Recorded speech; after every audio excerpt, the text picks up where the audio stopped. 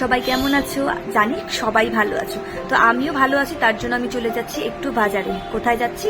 যাচ্ছি হচ্ছে জামাই ষষ্ঠীর একটু কেনাকাটি করতে। তো আমি আর দিদি চলে যাচ্ছি মার্কেটে। এই বসে পড়লাম টোটোতে। তো চলো যেতে থাকি। আজকে একটু বাজারে ভিড়টা মনে হচ্ছে কমই, কারণ রাস্তাঘাটেও অনেকটা কম ভিড়, যেহেতু ওয়েদারটা খুব ভালো, তার জন্য খুবই ভালো লাগছে। তো অনেকবারই দেখেছি ইউটিউবে একটি কাঞ্চনজঙ্ঘা স্টেডিয়ামের ওখানে একটি শাড়ির দোকান আছে, যেখানে অনেক কম প্রাইসেই পাওয়া যায় শাড়ি ভালো। তো ওখানেই খুঁজতে খুঁজতে চলে যাচ্ছি আমি আর দিদি।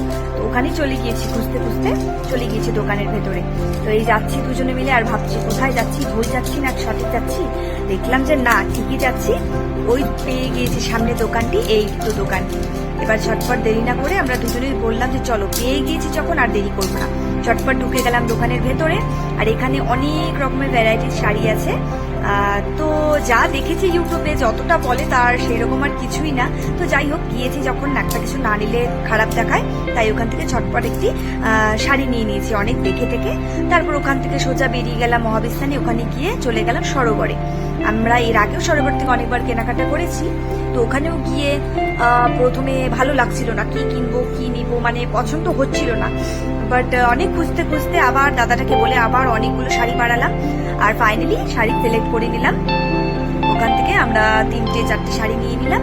নেওয়ার পরে মানে বেশ একটা মানে হচ্ছিল, কোনটা নিব। তো যাই হোক, তারপর ডিসাইড করে নিয়ে নিলাম।